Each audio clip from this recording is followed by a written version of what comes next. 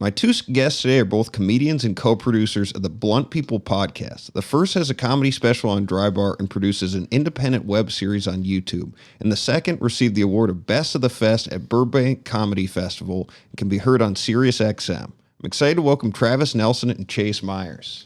Thank you, Adam. I just right off the bat wanted to mention I also got Best of the Fest at the Burbank Comedy Festival.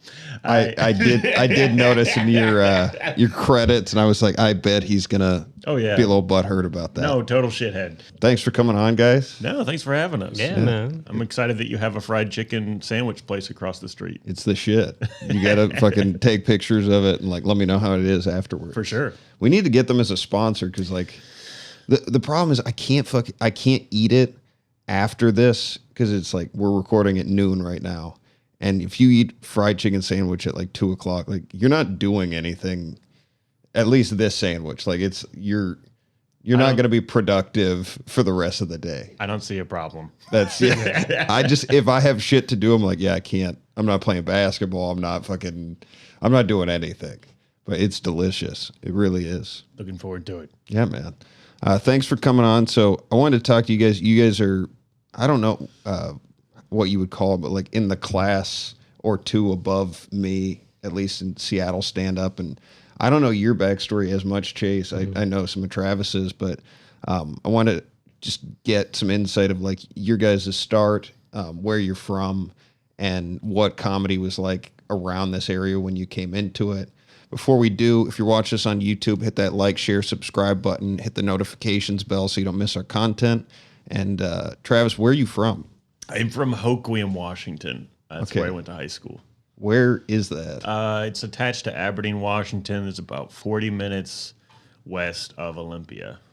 So a comedy hotbed? Oh, yeah, man. It's just everyone's real sad. It's very rainy there. That's where I grew up kind of in the middle of nowhere in southern Washington until I was like in 5th, 6th grade. And then we moved out to Aberdeen and then Hoquiam. And that's where I wound up graduating. So it's like just very much like a tiny logging town. But weirdly, there's like a lot of like for such a small town, there's a lot of stuff coming like out of that town weirdly, and I think part of it is just kind of like how depressing that place is. Kind of pushes people to be like, I gotta, People are trying to get out. Yeah, Daniel Bryant's from Aberdeen. Yeah. Did you know, Chase? I was gonna bring this up to you. John Elway's dad is from Grace Harbor. Did not know that one. Yeah, no. and I think my dad has a book, and I don't know how true this is, so I'm like afraid to say it to you. But like the modern football offense came out of Grace Harbor. Oh, I'm gonna have to fact check that. I gotta go find. That's gonna be amazing. And we find out that like just the spread offense came from. It was John Elway's dad who then taught John Elway, and then it became like a whole thing. Dude, I have heard stories of Elway's dad. I know he was like real tough like coach, but there's like a 30 for 30 on the Elway. The draft. The draft, yeah. And I think they might have talked about that a little bit. Yeah. So that's for fact checking. Go check that one out. Yeah. But also Kurt Cobain and Nirvana came out of Aberdeen and all that. So I've been to his house out there. Like me and my buddy went just to check out the bridge and like all the graffiti and shit. And it was when I moved out here to Seattle. Like I saw Hendrix's grave and that. And I mean, it was a fun day trip. I'd go there for a show, you know, like to perform, but I wouldn't like go out of my way to go to Aberdeen, I don't think. No, why would you? I have family there and I still barely go. So who were your influences then comedically? Everybody, man. I was such a comedy fan growing up. Because, you know, I'm crazy tall, but like in my family, that wasn't really a thing. Like I was really small for my family. Really? Yeah. So, sports and I had some like weird injury stuff that kept me from like, I still played sports and everything, but I was just old high school injury. Yeah. I knew I was never going to be like that good at it, but growing up, like, Comedy Central Friday nights, just staying up watching all the different specials and stuff. And I was like really just kind of like a student of it really since I was a kid. Like even like we had all the Bill Cosby tape cassettes I could listen to when I was a kid. And my dad would like hide them from me because I would play them too often. Really? Because he knew. Yeah, because my dad knew about the whole Bill Cosby thing. He was like, I can't let this become his hero. The Spanish Fly is causing too many problems. What year were you graduating in high school? Or I graduated high school in 2008. okay, so you're younger than me, actually. Yeah. Okay, and what about you? 2007. Okay, so we're the same age. I just don't know a ton of people my age like the same age. We were just in this weird pocket of the internet blowing up, but like there was still Friday nights watching Comedy Central, right? Like, and whatever else. I mean, I had buddies that like every Friday night they'd stay in and watch stand up. No, those Comedy Central present specials like meant so much to me. Oh yeah, yeah. Like I watch those like crazy. I love Greg Giraldo because of him hosting the Friday night stand up and the whole I mean that was before I even could like put to words that I wanted to be a stand-up. I was so like drawn to those. Dude, I was trying to explain to someone last night what Tough Crowd was, and it's just like I can't believe they didn't know what that was. You know, like it was such an important show, and for like New York, everyone in New York would know what that show was, but like out here, just on the coast or in the Midwest, like if you're past that age group, you just missed it completely. Yeah. No, there was definitely that period of time. I mean, we're all the same age. I mean, I feel like there's definitely a period of time where, especially for me, like I'd come home, I'd watch like whatever was on ESPN for a second. I'd watch Pardon the Interruption, Around the Horn, and then I would switch over to Comedy Central, and then I'd spend the rest of the night watching Comedy Central or whatever. And they would be running like old SNL like re-airings and stuff like that, and then they'd get into like Premium Blend and all those. Yeah, I mean, I watched that nonstop. Did you ever feel like nerdy for liking comedy though? I mean, I definitely was a comedy nerd, but I was also a nerd about so many other things that it was just, I think it just added to my unlikable, unapproachable personality. I was an athlete, so I would just say all the stuff that I heard the stand-up say as if it was like my own jokes and stuff. Like I was just the funniest dude. Yeah. Until I realized I was like not cool much later or whatever, but like as a kid, I mean that so it wasn't like I was like, oh, I love these people or whatever. I would just be mimicking them out. I was just the funny dude. So it's weird when you meet somebody that's like not into comedy though. Yeah, it's because like, there's weird. I don't have a set. Like I'm just not. I don't like laughing. It's like but it's also kind of just like its own language in a way, where it's like if you keep up with comedy, then you know like these weird little like. Now it's on the internet. It's kind of become like a meme diaspora or whatever, but like within like stand-up comedians, like there's little things that we all like when there's something that we all agree is funny, we all kind of do it. You know what I mean? You forget that it's something you picked up because of stand-up comedy, and then you do it in front of just, you know, somebody like your sister's friend, and then they're like, whoa, what? You're weird. And it's like, oh, you don't. Okay, well, there's no way for me to explain this to you without you watching these 3 specials. Oh, for sure. Did you guys meet doing stand-up or? Yeah, we met. Weirdly, this is kind of a strange story. We met in Canada. Chase is from Baton Rouge. I am from Seattle, and we met in Canada. Edmonton. I picked Chase up. We were working for a booker named James Uloth, who used to do these he still does, like fundraising tours across Canada because he's from Alberta originally. So he would book us to do a bunch of different fundraisers. And I got into doing it because when I got into stand-up, I was just taking literally any paying road gig I could. Like, if I could make it make sense, I would take it. And I didn't care. Like, you know, if I had to drive 10, 12 hours, I just, you know, I was at that point where I was, like, really trying to make stand-up work. And then I ran into Chase because James Uloth had performed down in Louisiana and run into Chase and thought that he would be good for the tour. He found me in a swamp. He pulled a little swamp rat out of the swamp, gave it a couple smacks on the bottom, and it turned into Chase Myers. Did you drive up to Edmonton? No, I flew. No, so I don't know. Maybe I give my back story, and then we find that intersection there. I had been doing comedy in Louisiana for 5 years, and I had started in Baton Rouge, which is where I'm from. Really small, 15 comics or whatever. And there was one weekly show in Baton Rouge. It was an open mic.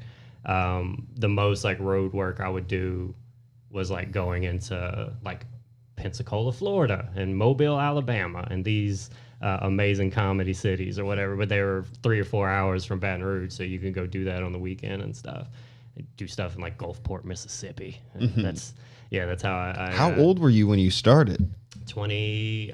My first time on stage I was 21, but I was about to turn 22, and it was very much a thing in my head where I was like, I want to start at 21 because somebody's going to ask me on a podcast one day, and it's so much cooler to be like, I started at 21. Were like you serious about it though? I was so annoying. So the very first time I went on stage, I started listening to, the thing about like us, I feel like, is we also were around for the birth of like comedy podcast. Yeah. And suddenly every one of our heroes were talking for an hour about everything they did in their career and so that was like the first time I had even heard of like open mic. I think I'd heard Patton Oswalt talk about doing an open mic. So Google open mics. There's one in New Orleans. I drive to New Orleans like an hour and a half from Baton Rouge.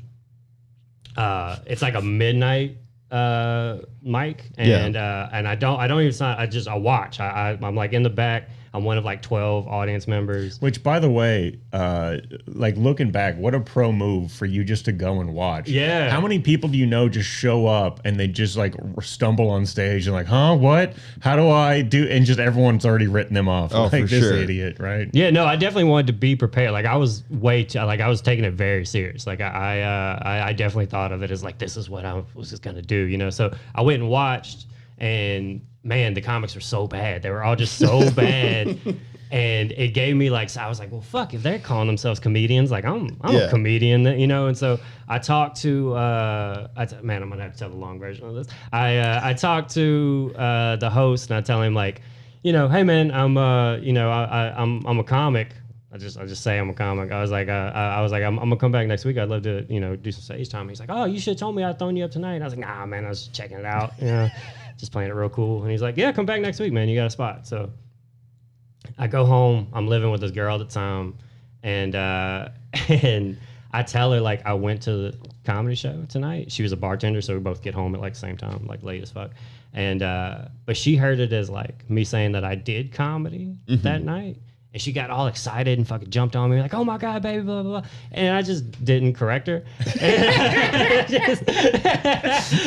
took the credit. I was like, yeah, I was so scared, but I pulled it together. I did. And I made this like whole lie up for a week, just telling her that I had performed and how it went and all this stuff.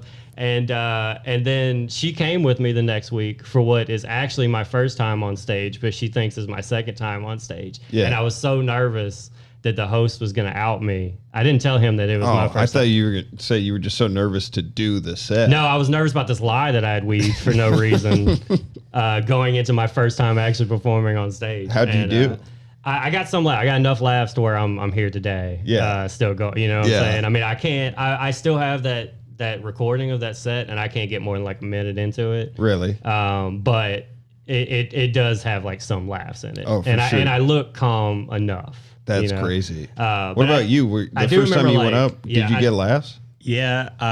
The first time I went up was really a strange and unique occurrence because when I moved out of Hoquiam, I moved to Bellingham, and there was kind of like a small performing scene there between like Seattle and Vancouver. A lot of like comedy groups would stop and perform in like one of the theaters in town. So I was able to like go out and watch like live comedy, and I was like, this is amazing.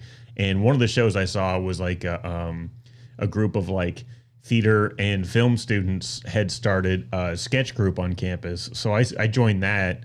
And so I started with sketch because I didn't know like stand up felt like you had to like, I thought you had to become like a comedian and then you got to do stand up. I didn't realize you could just do it for some reason. It was so confusing. Yeah. Like before getting into it, even defining like, so there are these comedic actors, there's like comedy movies, there's stand up comedy, like improv. It didn't make any sense to me, at least. Yeah. So, and there was improv too, and I just shied away from the improv. I have done some improv. Good instincts over the years. Yeah. I'm just not an improv guy. I work better alone.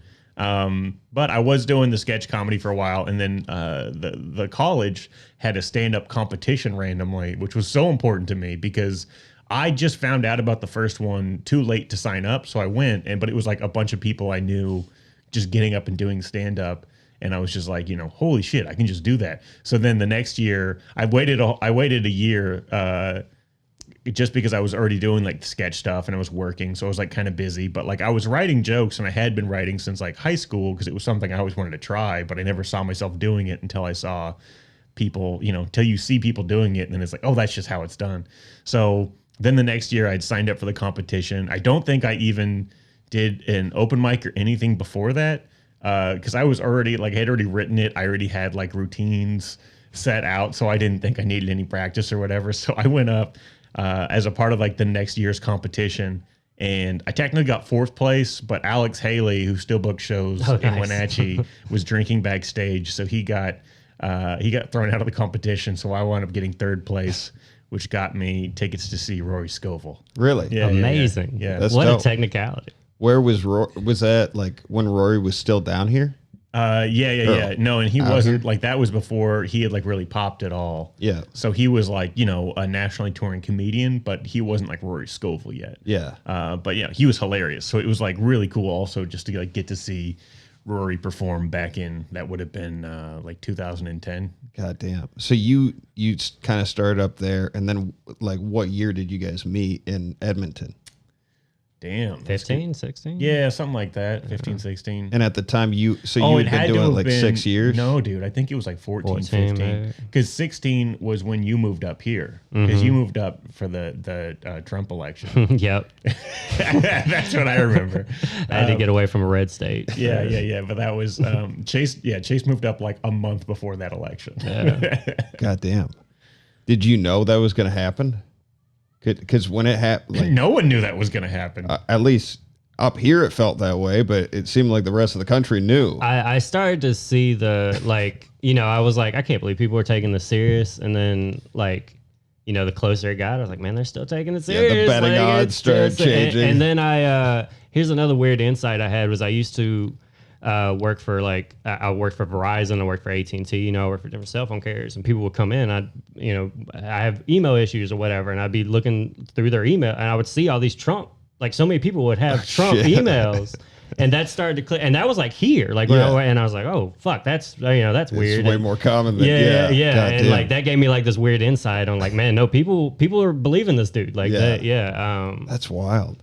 So when you met, you said something I was curious about, like about just driving to any gig, like that was part of that point in your career.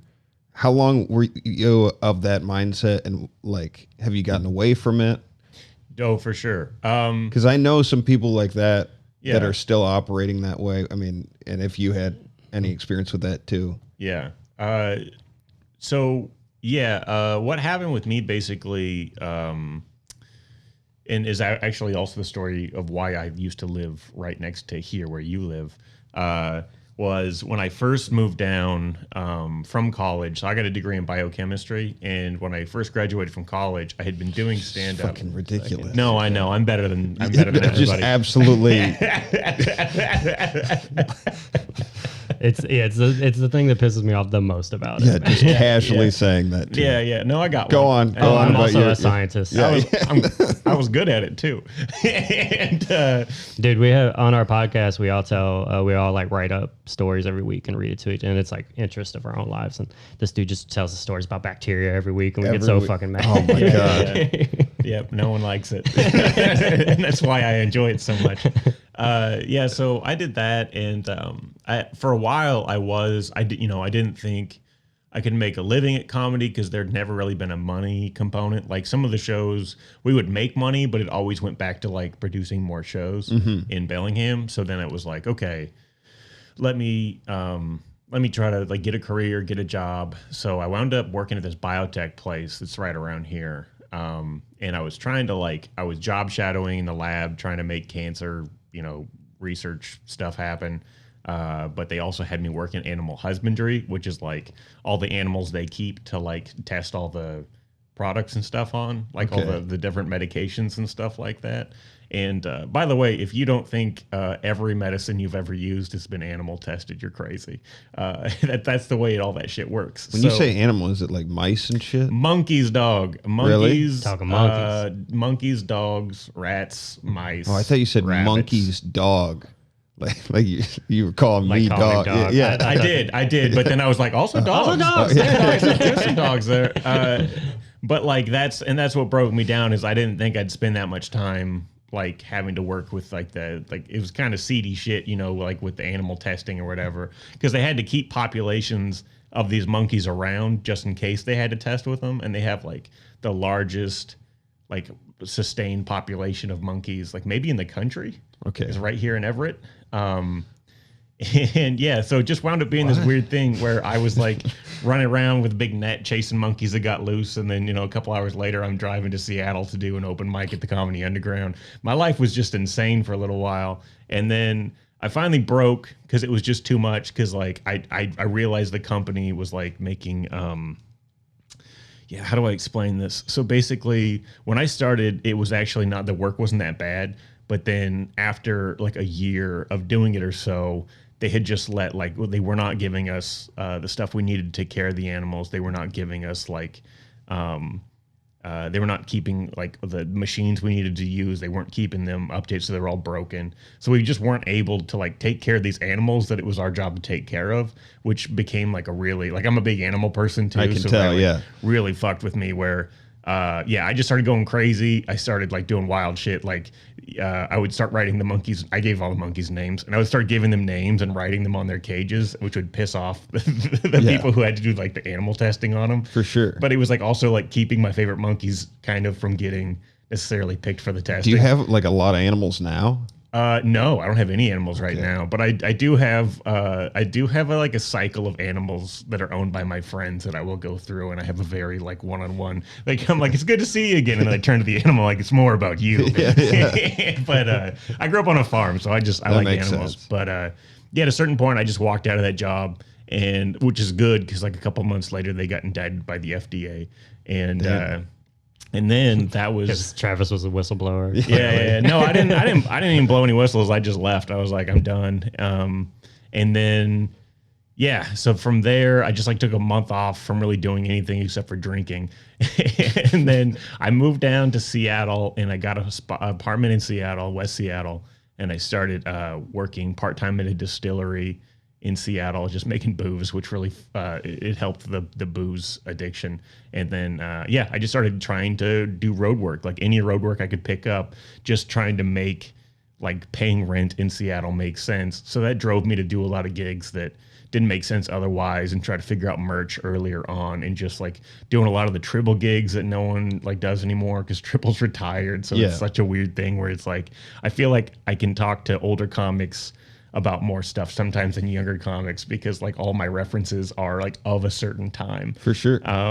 But and that's how I met Chase, is I got hooked up with this guy who was doing stuff in Canada, and I was just a young road warrior at that point, and then he hooked me up with Chase, so I picked Chase up at the Edmonton airport. We spent 2 weeks living out of my Camry, and we slept in the car at certain points. We got lost in Canada together. Almost ran out of gas. There was like 4 days in between shows. It was probably like 2-week tour, and it was like I don't know 7 shows or something like that. Yeah, but we went all the way to let's see, it's Alberta, Saskatchewan, and we went all through. Yeah, all through. I mean, we performed in 3 different provinces, territories. Yeah, and what positions were you on the lineups? Like, were you guys headliners? Just kind of whatever they needed. Opener, yeah.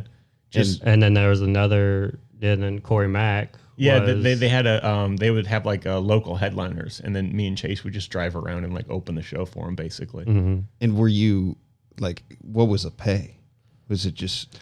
Nothing. Okay. Yeah, it wasn't. It was like it was good for like host feature guy. I mean, I didn't lose my ass or anything like that. But I think it was like I think it was like I want to say $200 a show. Mm-hmm. Okay, something like that. So it's like it wouldn't have made sense if my crazy ass wasn't going to drive to every single gig. And sleep in your car. Yeah. How the fuck do you sleep in your car when you're 6? Like, I don't know if on the camera it really does it justice. I mean, I mentioned this before, so I don't want to be hacky, but I do look like a giant squid that washed up on the beach right now with my arms and legs. I painfully, not well. But you know, when you give a shit about anything, it makes it a lot easier. It's just, We did have some. I mean, the nights we had shows, we had hotels and stuff like that. Yeah, it was those okay. off. Yeah, it was those off nights trying to figure out where we were going to be. We also went and did like open mics. we were popping around to the cities and stuff and doing stuff around Calgary and Edmonton and running. Sounds fun. Like it. No, it was doesn't- amazing, for me, it was like everything because. That's what I was saying. Up until that point, I had never done anything other than like really Southern shit. And like that was like as far as I'd ever gone. And then suddenly this dude from Canada comes to Baton Rouge doing these fundraisers. Somebody recommends me for him. And then he's like, hey, in 2 months, you want to go do a 2-week tour in Canada? You're going to perform like all over the country and shit. And I had to like get a passport and everything. But that was like my first like true like going out rogue. And it was like all the stuff that I like romanticized about comedy was what was finally happening. How did it go chops wise for you guys? Like, was there a big learning curve?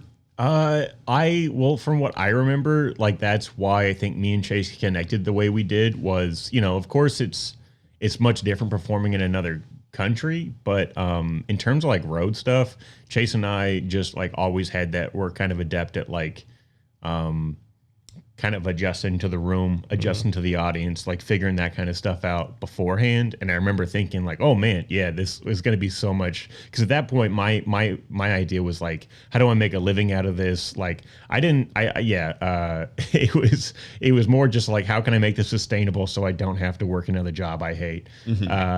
And when I met Chase, I was like, oh man, he and I can do this because I think we can both just work the road and usually be okay. And that's the best you can hope for is just usually being okay. Being able to survive like rough. Because I only came up performing in bars. There's not a comedy club in Louisiana. So like I only knew performing in rowdy places and stuff like that. So anytime that I got in a situation where like that tour where it's like, oh, this is 200 people that came to see comedy. Like suddenly it was like, you just go, So it's like all those, tough gigs that you do before kind of set it up for that. And then Travis was the first comic that I talked to. Nobody makes money in Louisiana doing comedy. Travis was the first comic that I talked to that was like doing the things I wanted to do of like, oh, he can actually support himself going out. And I see that there's like levels here. There's people like Kermit and Gabe and Brad who are like supporting families on comedy and living out here. And then there's people, Travis and you or whatever, you can hustle and make a good living, maybe, only have to work like part-time somewhere or something like that.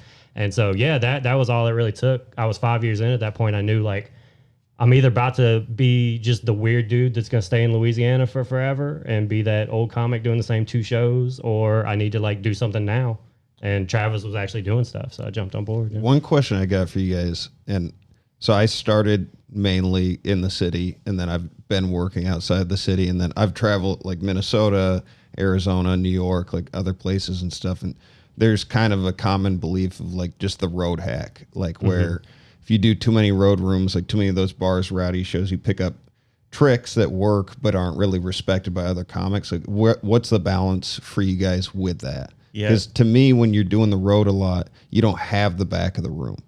So you don't have those other comics being like, hey, you cut that shit out. Like that. Yeah, you got to not be soft.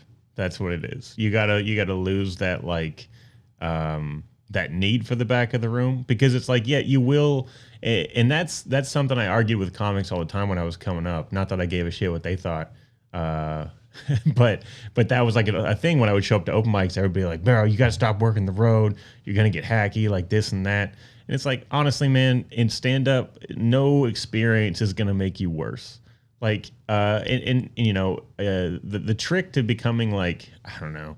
And there's so many different ways to do it. I have to qualify that, like, there's a million different ways. My way is not the right way, but I can tell you that, like, if you grew up with comedy and you know what good comedy is, and you know like what you're striving for in terms of good comedy, and you can face the reality that like sometimes you're going to be doing shows where the audience showed up to see what they believe stand-up comedy is, you just have to find some kind of middle ground between what good comedy is and what these people are going to understand is stand-up comedy, and combine the two of those.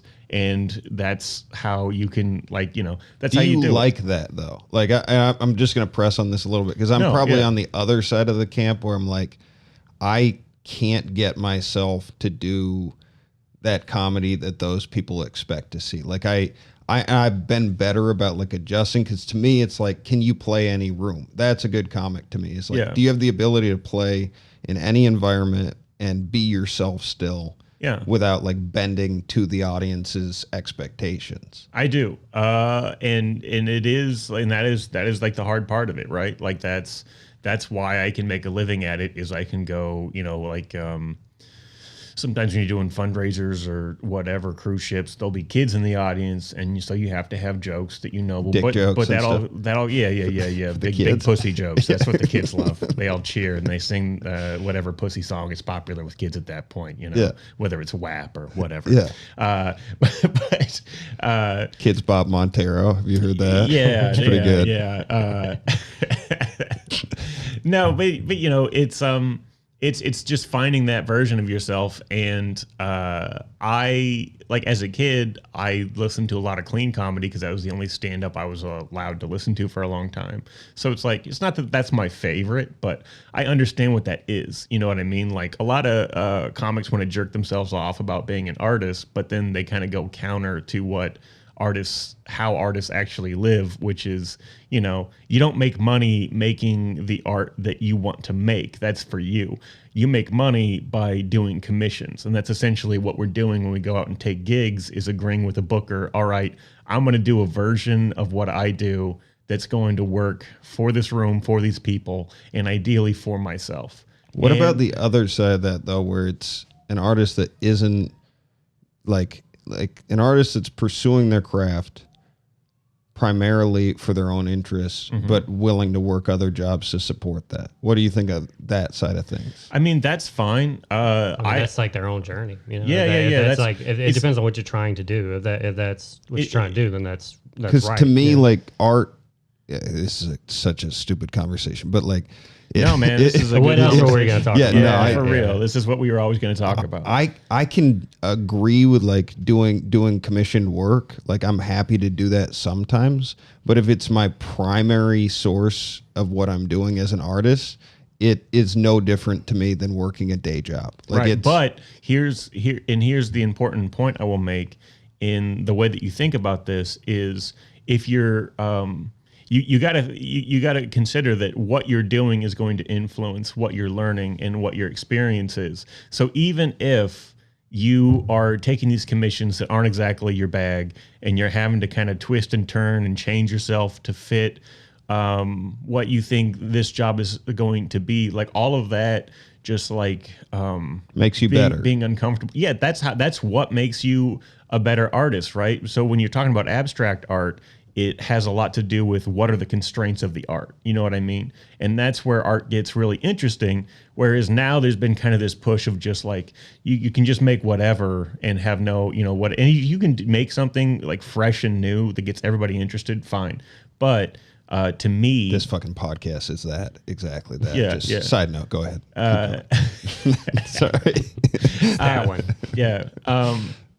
But yeah, to me, it was more about, time is very important to me. If not to get like all metaphysical or whatever, but like, you only have so much time. So spending, making $15 to $20 an hour at a day job to support my craft, while I would rather find a way to work my craft, even if it's not like the way you want to do it. Yeah, that's something that I could be working towards, and as I'm doing it, I'm paying for myself to have free time to practice other things. Like recently, I've been trying to get better at like drawing and writing and stuff like that, and that's just personal. Like as an artist, to me, it's more. So it's not necessarily stand-up specific.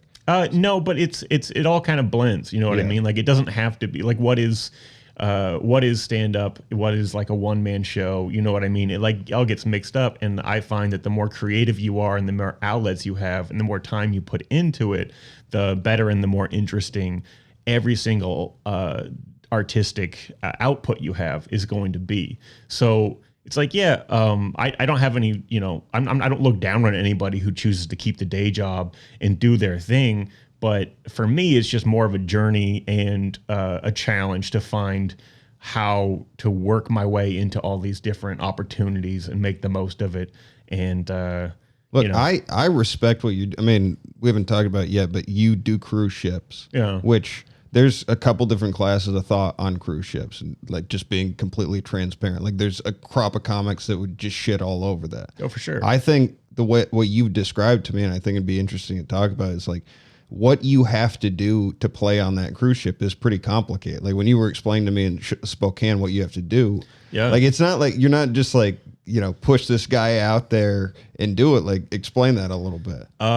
Yeah. So I just started headlining I only headlined for NCL, so I can't really speak to any of the other ships, but I started it last December.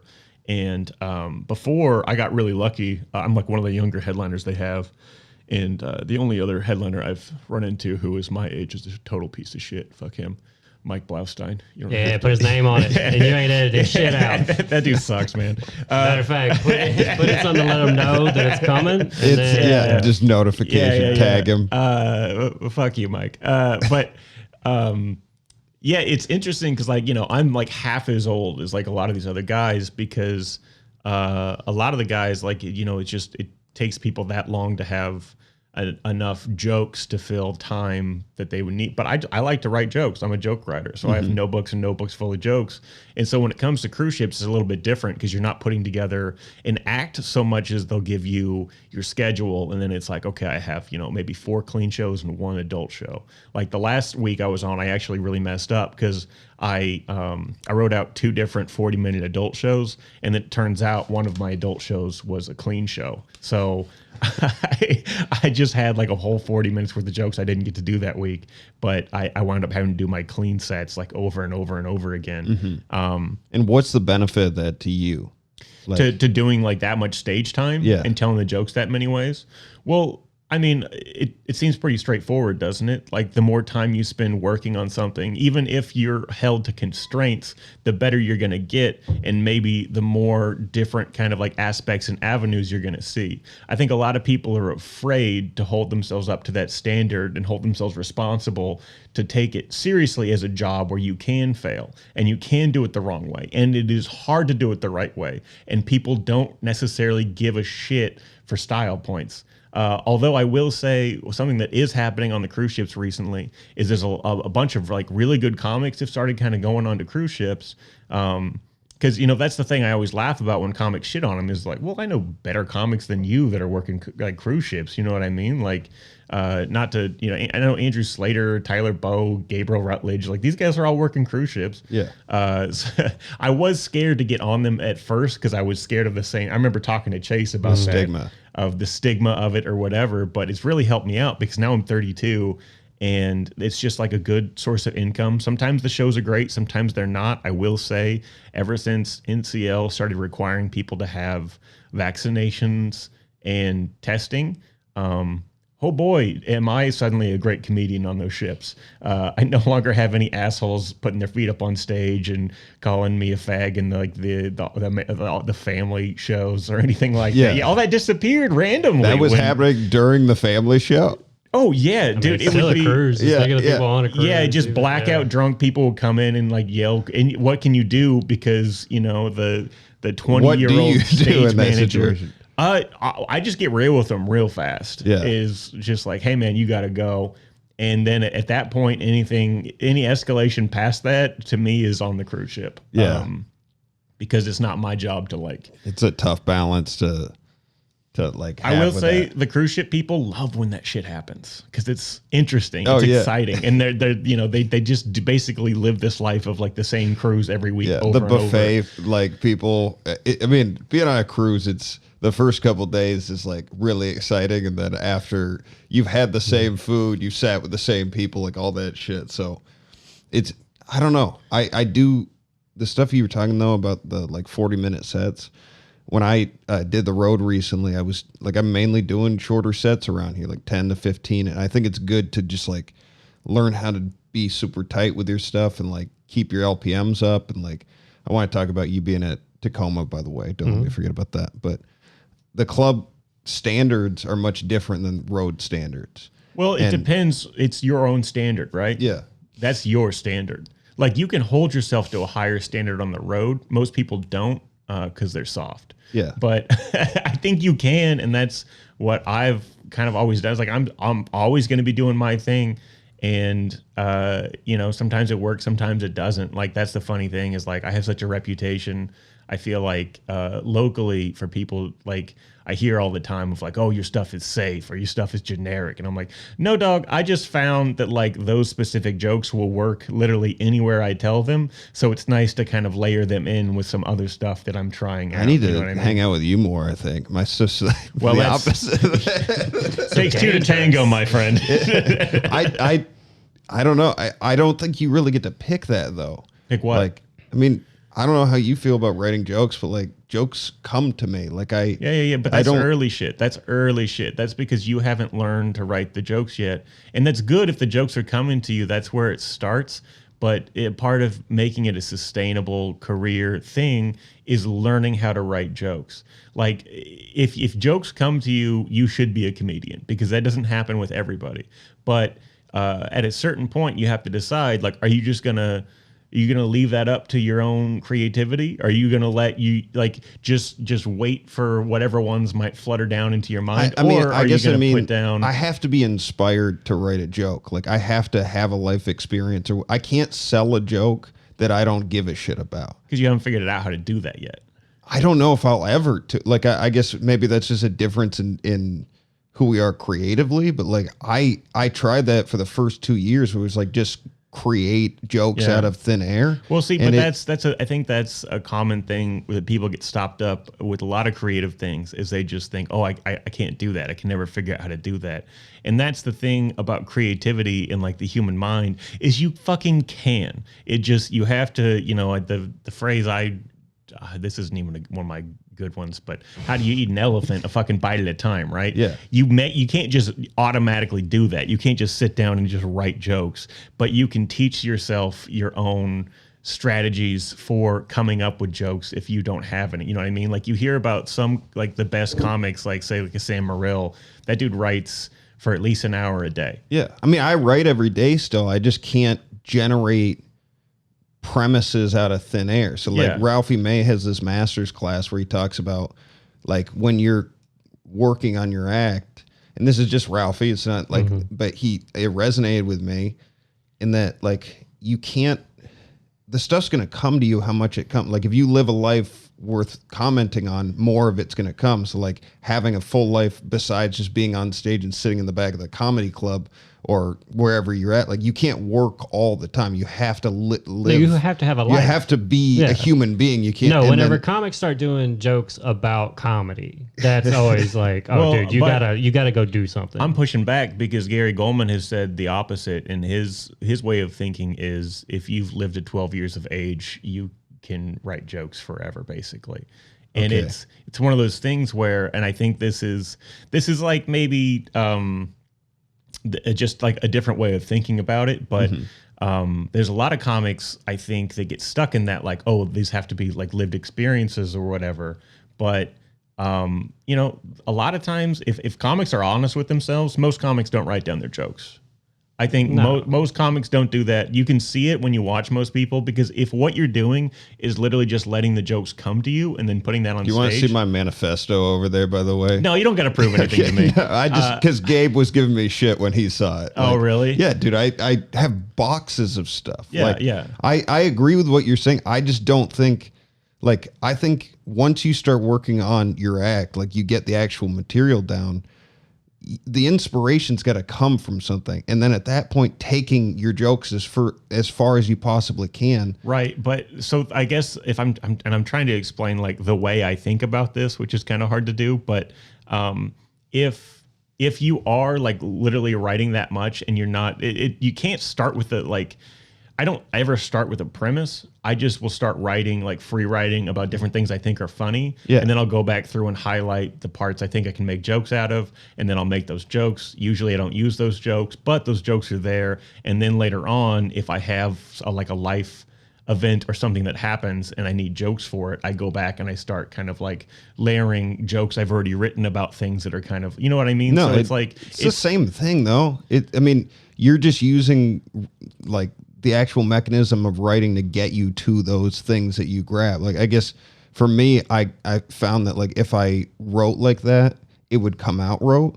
So by like trying and to I'm definitely more of a writer than a performer. And that's a part of just like when we were saying like everybody's different, that's just where I'm coming from. Where and I'm sure that's another reason why I have an easier time working the road and working the ships is because I write jokes. So it's like, if I get into a situation or like I'm like, okay, I got some shit that could like work for this, you know what I mean? I'm not as like I don't hold it so close to me as like some of the stuff I do, and I'm very picky and choosy where I do it. It's just that like I don't see doing more if I'm going to perform in front of kids, I'm not going to dumb any jokes down. The kids I found will laugh at jokes they don't understand as long as everyone else is laughing. So you're really playing to the adults in a way that's not going to get them to be like, "Ooh, I can't believe he said that in front of a kid." You know what I mean? Kind of what they do with like Disney movies too, where like I don't know if you've ever seen. Yeah, there's jokes for parents in there that are like tongue in cheek, where the kids don't get it, but I'm sure they're like trying to get both. Like the kid's gonna laugh more if the dad's laughing. Yeah. That's interesting. Yeah. I don't take away from anything. I agree with you. The mindset of like getting on stage, the more time you're on stage, like the mindset of like, I'm going to be a comedian and not do comedy. Like that's crazy to me.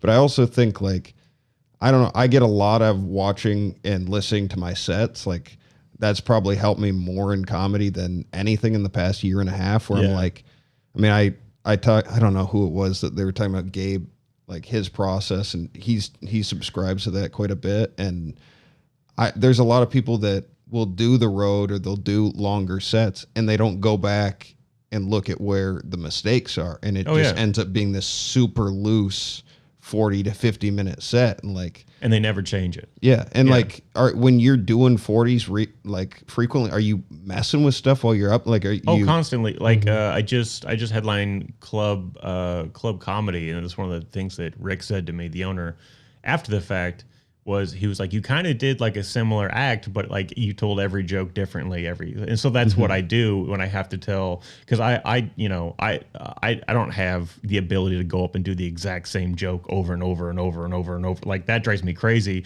So that sweatshop joke you have though, it's that one strong, dude. Yeah. That one, but that one's changed. Yeah, because I've told it different ways. You've done different setups for it. Yeah, just different way, and it's just all about like tiny little optimizations in there, and like that's one of the reasons why I'm like I don't think working the road I think isn't good for some people. Some people just I get in here, bro. Get in here. Look, he's just here to I will railroad this entire conversation. I think doing the crazy driving like the road dog thing, doing rooms that you maybe don't connect to creatively, I think that's very important just early on.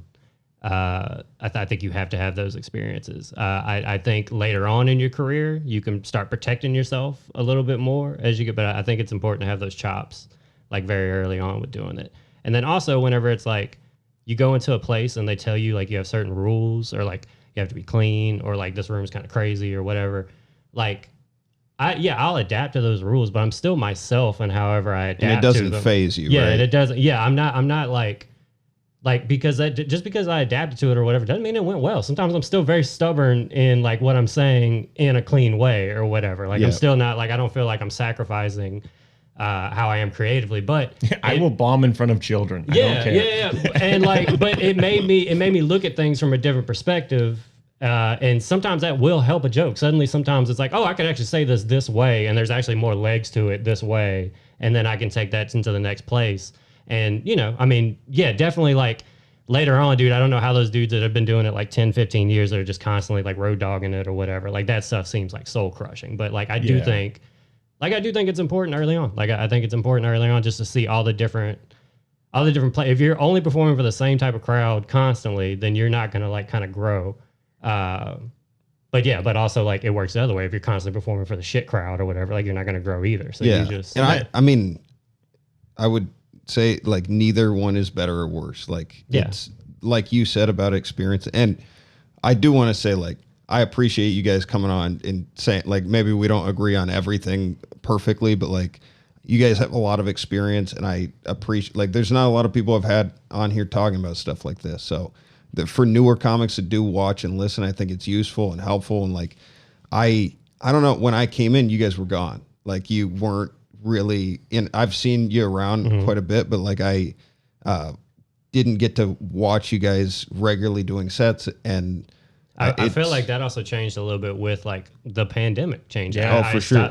We weren't going to be here anymore. Yeah. Also, we were going to move, and then that made us stay here. And then also, it was like, you know, I wasn't excited to go back out and try to do 3 minutes at an open mic. Oh, for sure. Especially whenever I was still getting 45-minute headlining gigs or whatever. I was like, well, I'll get my stage time with that instead of trying to go out and be like in the trenches. And that definitely has changed for me in the last like 2 years or so, as I feel like I'm not like trying stuff out at open mics as much anymore, as I'm just like fitting it into longer sets. And you know, I mean, you just headlined at Tacoma. Like, how is that when you're not like, to me, like stand-up's like playing a sport or whatever. If you're not in rhythm with like just regularly playing, there's a drop off. Like I was there I fucked up your credits on the intro. I'm sorry for that still. But yeah, I haven't talked to you since. I thought everything went well besides that one part. I think I fucked up your podcast and just whatever it was. I'm sorry, but I really enjoyed it. Like I had seen you up at Trenchers in Renton, just like working stuff out. But then like, I haven't seen that many comics with the style that you have in, you know, this area. And at one point I went up to him because I thought you said the N-word on stage at one point. And I was like, did he just do like, you said like, it came out so casual. It was like, he's from the South. I don't know what your background is. Like, everybody seemed to be cool. Yeah, but how did the 45 feel? Oh, it felt great, man. I mean, that was definitely, I've closed out like shows at Tacoma Comedy Club, like the Boozy Brunch and dope shows and stuff like that, where I've had to do longer sets in that room. I did like those private shows that they were doing there for a little bit of time too. But yeah, man, I mean, that's what you do it for. You do it for like whenever you get that fucking club weekend and you can just be yourself and just go. Like it just feels so free. And yeah, I felt really good about the set, man. I mean, why wouldn't I? You know, I've put in the time. So what? I mean, you just dropped a Dry Bar special. You're doing cruises. You're kind of back to headlining. What's next for you guys? Like, what are you looking at doing? Because you said you were going to move or whatever. Yeah, we had a whole plan in like 2021 to move to New York. Yeah, we were going to New York before the pandemic. Yeah, really? Yeah. And then the pandemic hit in 2020, so that messed up all of our money and everything. So now we're just, for a while, honestly, it just kind of felt like we've just been figuring it out again. Because it's like, you know, what is the landscape going to look like as things shake out and like all that? There's a little bit of like stop and start. Yeah. That was going on. A lot of the clubs I was into have like switched management, switched stuff up, and I just haven't reached out to them yet because it's been a while. But right now, I think the move for us now is just trying to like work on social media and like that kind of stuff and put out more content that way. Because you guys started a podcast, which everybody watching should check out. What's that called? The Blunt People Podcast. Okay. Yeah, that's a good one. And then check out my YouTube. I think I'm like, you're close to monetizing, I think. 13 subscribers away. Okay, It means so much to him. Please check. It'll be pennies, but I'm so excited. Yeah. Hey, man, that's a big deal. Vanessa Dawn and Aaron Engel are also on the Blunt People podcast with us. Vanessa's been on. I still need to have Aaron on. She's very funny, and she's so funny, man. Yeah. We recorded an episode last night or whenever we did. And like when we got off, that was the first thing I told Travis. I was like, she's so funny, dude. Yeah. Like she's so much. Like she's we're all like weird comic funny, and Aaron is just like genuinely a funny person. Oh yeah, So and she's very sweet. Like she did a lot for a lot of my friends starting out. So I got a lot of respect for her. What's the podcast? Like, what's the theme of the pod? So we all come up with our own segments independently, and then right now what we've been doing is kind of have just a roulette reel that gives us the order, and then just one by one we each do our segments for the other three. Yeah. So mine has typically been like sports, and then also like fraud schemes related. Like those are the type of stories and stuff that I like. Okay. Travis has been more like in the science lane. Vanessa does Nessa with the news. She does news stories. Okay. And then Aaron Engel does hacks, snacks, and personal attacks. And every week she either talks about a snack she likes or a DIY hack she saw or somebody she fucking hates. Okay. And that's great. Yeah. If you guys have like a clip of it or anything, send it to me and we can plug it on our end. I'd love to do that. Yeah, but and are you guys like, I saw on the website, are you touring or like doing like stuff together as a group? Yeah, that's the plan. From time to eventually, time, from yeah. time to time. Yeah, because it's just everything is so different right now. Whereas like I just tweeted that I got like a sound exchange check yesterday, which just kind of put me like, oh, well, money's nice now. So now it's like my focus is Wait, what's that? sound exchange. Yeah. So that's like as a comic, you want to sign up for that because any kind of like if you have tracks out there that are getting like radio play, they make sure you get paid for all of it's like your those. royalties from Okay. it. Yeah, So you have to have an album though to do it? Yeah, but Yeah, some, or some just- people don't even realize like they've been on stuff like, you know, like sometimes there'll be like these compilation tracks of comics or whatever that will be on Sirius or whatever. Or, Really? And you'll Especially, get little yeah. kickbacks from that. You never Is it know, man. decent? His was. 'cause Yeah. I made the check was $7,772 Wow. From Yeah, just like 2 however tracks. many years of those tracks that have been out there, he finally just now What cashed were they? in Like on your own tracks? Or? No, at a certain point, a guy came through with a company called On Tour Records, and he just had like 5 or 6 Seattle comics come do a show, and we each did like 20 minutes, and then he cut those up and then put it online. But at that point, I was already trying to get my dry bar in and done, so I already had those tracks done, and they had to be clean. So it was like, yeah, boom, boom. Like I know the tracks I'm going to use. Hell yeah. And, Congratulations. Dude, that's yeah. fucking great. Yeah, so now it's like I got to try to figure out social media stuff. I really would like to like make the blunt people thing happen, because one thing I realized, like, it's kind of a trip in stand-up once you start making a living doing stand-up. At a certain point, it kind of like you're just like, all right, now what the fuck do I do? You know what I mean? Like the whole goal was to be making a living doing this, and now I am. So like, you know what? I remember asking Brad Upton, and he was like, just do whatever the fuck you want. So I was like, well, what is a version of this that I would like the best? And that's also a reason why I'm like, I pulled back on stand-up a little bit, just because I'm like, all right, I'm already kind of like at cruising altitude with this. I can make a living doing this. Not that I'm not like working on creatively where I want to go with it, but I also wanted to spend some time getting better at like drawing, animation, and like a couple other things I was interested in. But I'm also trying to like get the blunt people thing going, because Chase, Vanessa, and Aaron are all my favorite people to work with on the road. So ideally, you know, we would be able to go out and like, over the years, we've all kind of rotated opening and headlining shows for each other. Yeah. Like when one of us gets a gig, we always kind of go to the other ones as openers. So we've tried to do little tours before. We had like a 6 or 7 show little run set up, and then we all got COVID. We just gave each other all COVID. yeah, So- it was tough. That was a tough one. So we got one show in before we all We've went had a down. lot of setbacks as the blunt people. Yeah, but yeah. So I mean, we definitely try to do shows together when we can or Yeah. whatever. But it over the years, it's a different planning and stuff. It's a comedy power group, though, isn't what that way it's defined as? Yeah, dog. Yeah, we're them crooked vultures of comedy. That's awesome, dude.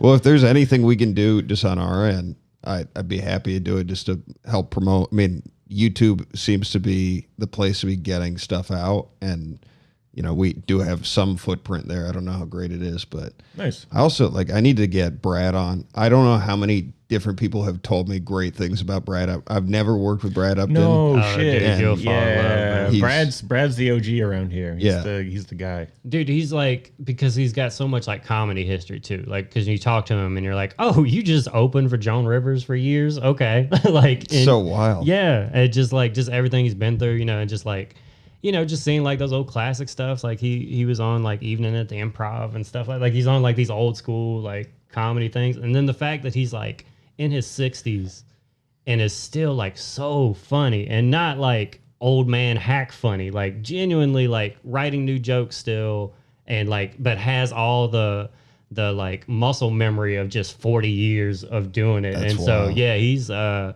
worked with Lori Kilmartin last night. Right. And she's in Lori's, like, Lori's up there. Lori's up there. I mean, John Gardner was telling me she had her picture in the Comedy Underground with like when she, like from like 1988 Yeah, I with remember the that fan one. blow. Skirt. Yeah, She's yeah. doing- It used to The be like fan- the first one you saw when you walked in. when you Yeah. walked in, And you can just see it. I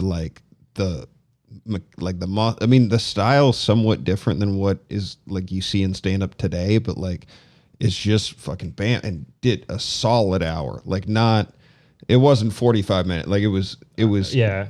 60 minutes minimum, and I respect that too. Like, there's a lot of headliners that fucking they'll do that 45 and they're ready to get off stage. Like, I've seen them do 32. Like, it's I've been I've been asked to come in to feature and do longer feature sets because the headliner couldn't do the full 45. Yeah, man. that's always annoying. Yeah. Hey, can you come do like 35? Like, what? And he's gonna do what? 35? Yeah, Like, exactly. When he makes 10,000, I get 100. Yeah, right. Yeah. You told me something funny about Brad when we were in Spokane together about the like snacks in the green room. Oh God, he broke a tooth on some Necco wafers after so Chase and I stopped because he was headlining Spokane and we just wanted to say hi.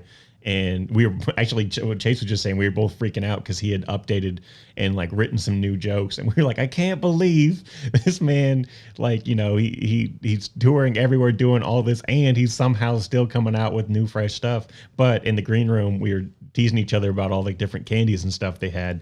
And he was giving us a lecture on Necco wafers and how they were like. Because we did not respect them. Oh, they're fucking gross. Yeah, he was like, yeah, these were rations in Vietnam or something. Yeah. And then these are American, right here. He texted me later that night and he's like, I broke a fucking tooth on those Necco wafers. Dude, I gotta have him on. Yeah. I really do.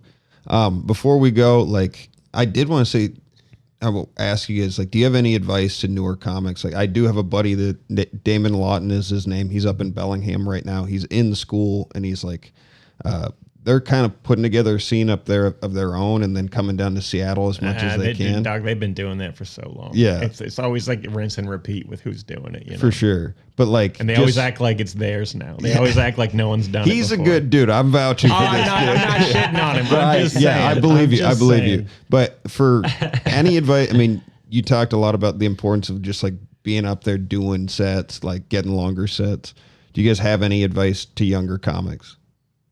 I would say travel and perform in as many scenes as you can. Keep an open mind. Don't like, you know, it's a very egotistical thing to do. It's very, like, it plays on your emotions. Just, you know, keep your head down and get as much experience as you can. Be willing to, like, think that you're wrong, you know, and like really like take in all, like, even comics that you don't like and comedy that you don't like watch it.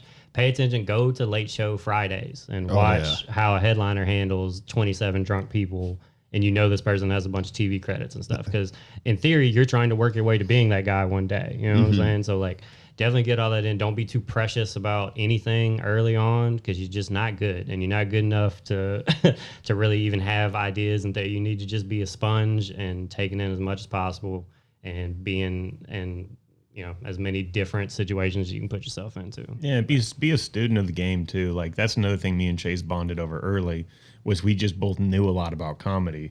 And that's something that annoys me when I go out to like open mics, specifically like club open mics. Like if I go to Tacoma or something, and I haven't been there a while, so this might not be fair, but like sometimes it's like you go to see an open mic and it's like people just use it as an opportunity to get up and yell shit into a microphone.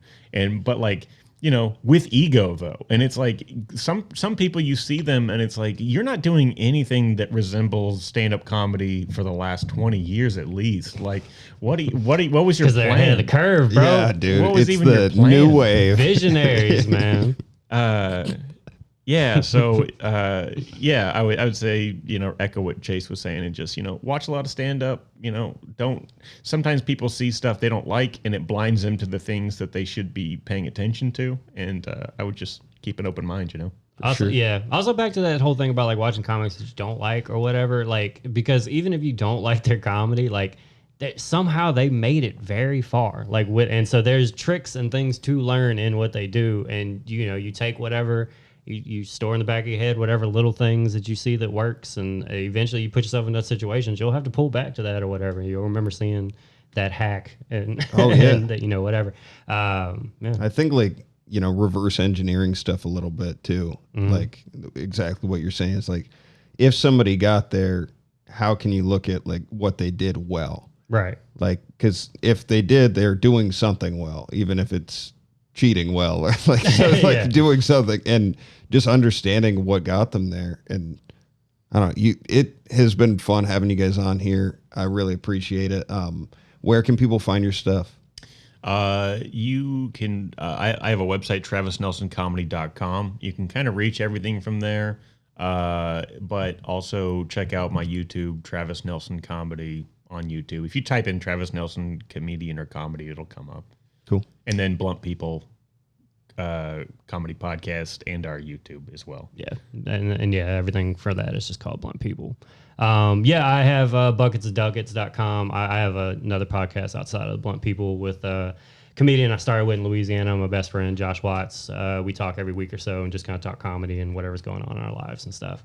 So bucketsofduckets.com, you can find all of that.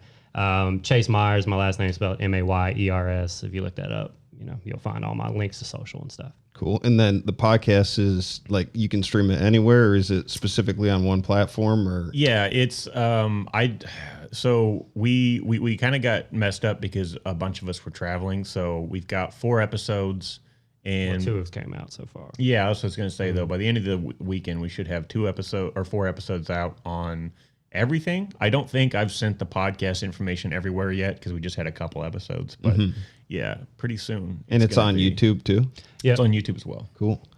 Thank you guys for coming on. Yeah, thanks for really appreciate it. Yeah, and if you are watching us on YouTube, make sure to hit that like, share, subscribe button, that notifications bell so you don't miss our content.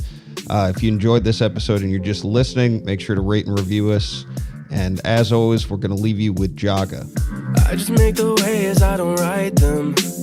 I can hear the lyrics in my spirit as I write them. Why you wanna walk and talk just like them? I can't get caught up in all the hype and the excitement. I just make the waves, I don't write them.